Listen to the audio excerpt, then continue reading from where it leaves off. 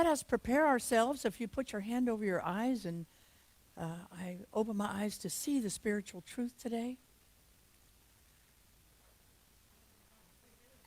Thank you. And I open my ears to hear the spiritual truth today. And if you just extend out your arms, I open my heart to receive the spiritual truth today. The spiritual truth that I'm working with today is that our happiness, let me just get organized here, our happiness and even our unhappiness originates in our own mind and in our own heart.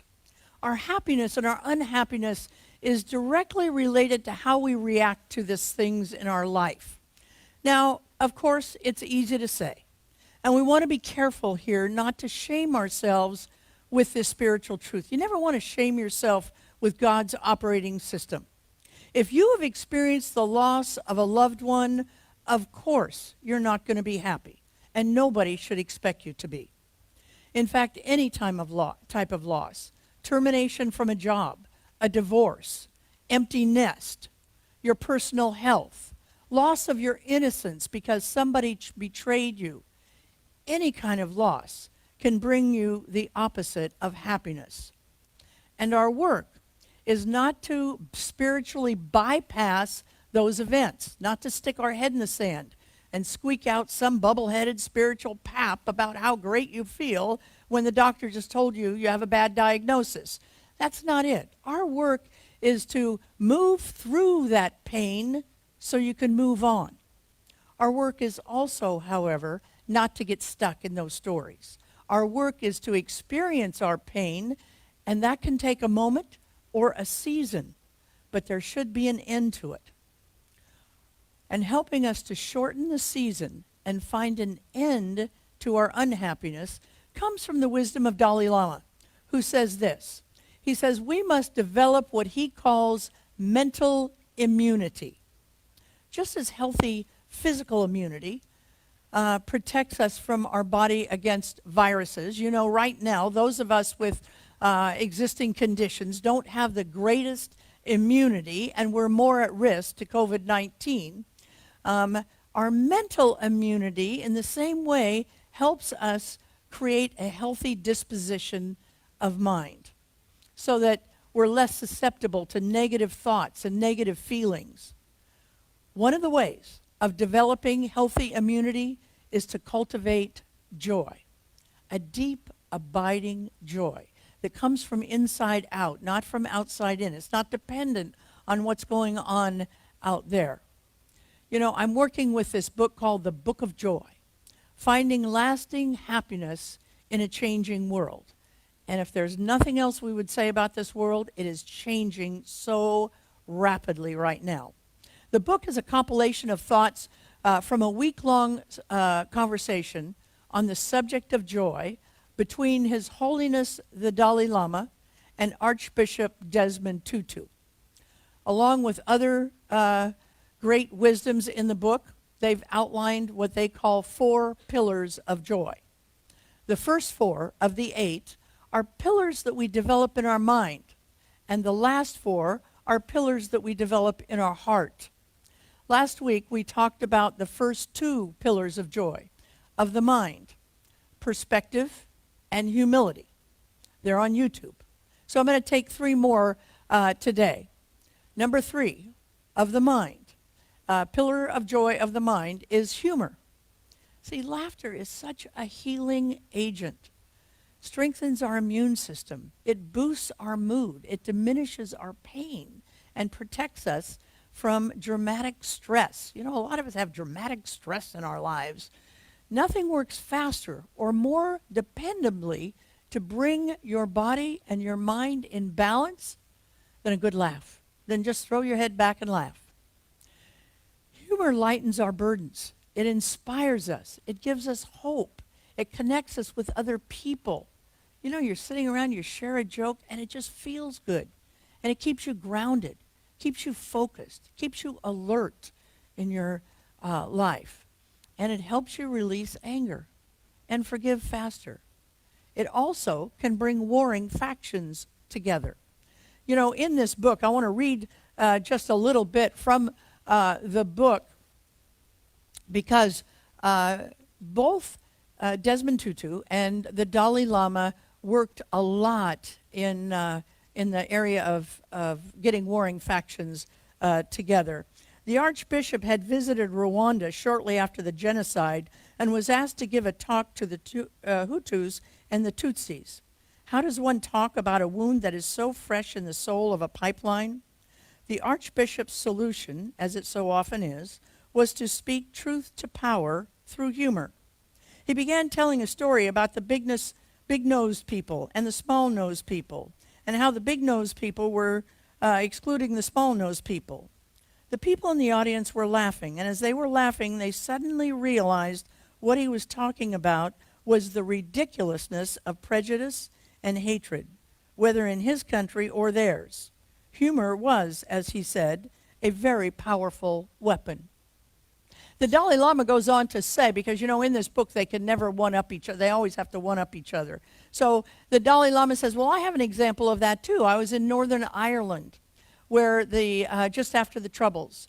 And I went into a room that was trying to get together and talk to one another. And the tensions were raw, and you could feel it. You could cut it with a knife, he said. He said, as the meeting began, a former Protestant militant spoke of how, when he was growing up, he was told by other loyalists that what he did in opposition to the Catholics was justified because Jesus was a Protestant and not a Catholic. Knowing that Jesus was a Jew, the Dalai Lama laughed so hard he completely changed the atmosphere. Able to laugh at the absurdity of our prejudices and our hatreds, everyone was able to communicate more honestly and compassionately with one another. Many of you who've been worshiping with me over these last 20 years know about every other year or so I talk about a new thought movement in Japan called the Soyanoso movement. Their premise is this: you can be happy and laugh, or you can laugh and be happy. And so they developed a laughing practice that they do 3 times a day. They do it wherever they are, morning, noon, and night. Now, if the church were full and you were here this morning and I could see you, I would actually do that laughing practice with you. But since I can't, I'm just going to tell you about it. And simply, they stop what they're doing wherever they are, they throw their head back, and they laugh, no matter what mood they're in, no matter what external situation. They may have had a fight with their spouse that morning. Their teenager may have just pushed them over the edge. Whatever the situation is, they simply stop 3 times a day, throw their head back, and laugh. And it doesn't matter how foolish they look. They're not concerned about that. Their mental immunity is more important to them. Those of you who are in recovery, it's really hard to go to a recovery meeting and leave after an hour not having laughed with the speaker who shared, with humility, some of the outrageously dumb things they did under the influence. Laughing is simply part of the healing process. We laugh with someone. Laughing with somebody, though, should not be confused with laughing at them or belittling them. The kind of laughing that the Dalai Lama and Archbishop Tutu, are talking about says this. It says, come stand next to me and let's laugh at me together. And when we're complete, I'll come stand next to you and we'll laugh at you together. When we do that, we reach a shared humanity. The next pillar is the pillar of acceptance. The next pillar that we cultivate in our mind is the pillar of acceptance. The Book of Joy says this. It says, acceptance is the only place where real change can begin. The Big Book of Alcoholics Anonymous says, acceptance is the answer to all of my problems. Just let that sink in for a minute. Acceptance is the answer to all of my problems. The Dalai Lama says this. He says, why be unhappy if something can be remedied? And why be unhappy if something can't be remedied? once we can see life with a wider perspective, we can live in harmony without the situation ruining our day, our month, or our lifetime. You know, as an example, I hate the rain. There is nothing about the rain that I like.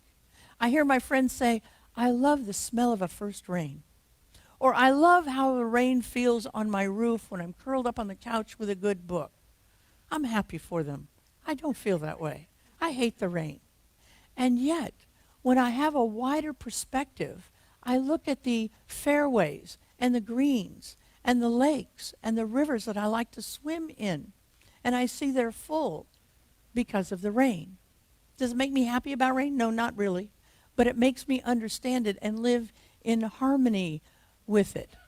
You know, when we have a wider perspective and we begin to develop humility, it's not all about me. I hate that, but it's not all about me. What does this situation do for other people? And once we're able to laugh at ourselves, then we come to this fourth quality of mind, which is acceptance. The ability to accept life in all its pain, in all its imperfections, and in all its beauty. We want to be careful here. We don't want to mix acceptance up with being a doormat. Acceptance is the opposite of resignation. Acceptance is the opposite of defeat.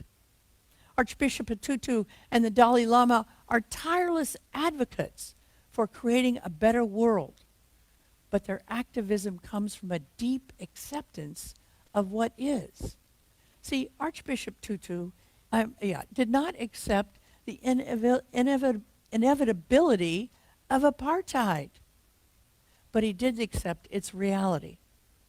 When Bill Wilson and Dr. Bob wrote that we should live on life's terms, they weren't saying stay stuck in your misery. They were saying accept where you are right now and change it. Because when we change ourselves, other things, people, places, and things around us will begin to change. Acceptance is not cooperation or support of something that is not life-affirming. It is a bedrock of change. Acceptance that there is systemic racism within the American police departments is crucial for there to be movement, for there to be change.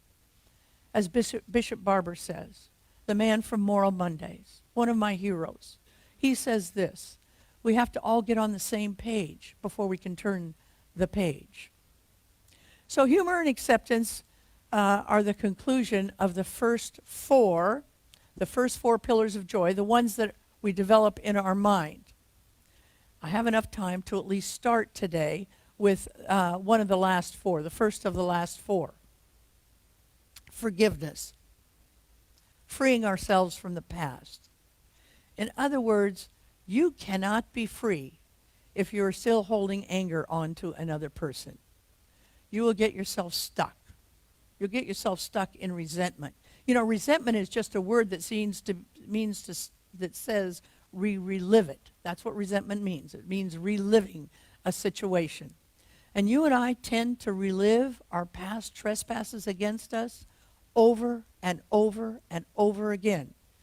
And if you're like me, I begin to embellish the trespasses. And then I find friends who want to make their life feel a little better, so they're more than happy to help me embellish my past trespasses. Because drama feeds us. Do you ever notice that? Drama feeds us. See, it is also true, and I talked with somebody in my office this week, you can't rush forgiveness before you're ready. Because when you do, you simply bury it, and it will begin to fester in there. It'll begin to make your heart nasty. Most of you who have been with me for a while have heard me tell the story of going to a Buddhist retreat. And the Buddhist master said, over there's a table of potatoes, and here's a mesh bag for everybody. I want you to go over to the table, and with a Sharpie, write everybody's name on a potato, one person, that you haven't fully forgiven. Now, fully forgiven means this. It means they have passage through your mind without you trying to blow them up even a little bit, without even you saying, give them a dirty look.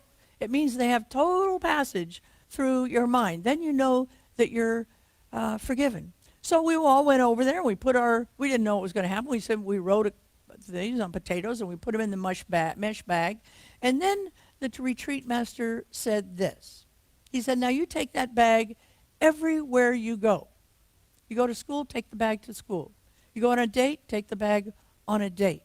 You go to the movies, take the bag to the movies. You go to church, take the bag to church. Wherever you go to PTA meeting, you got to take the bag. Pretty soon, those potatoes in there start to get mushy. And then green things start to shoot out from them. And they're nasty.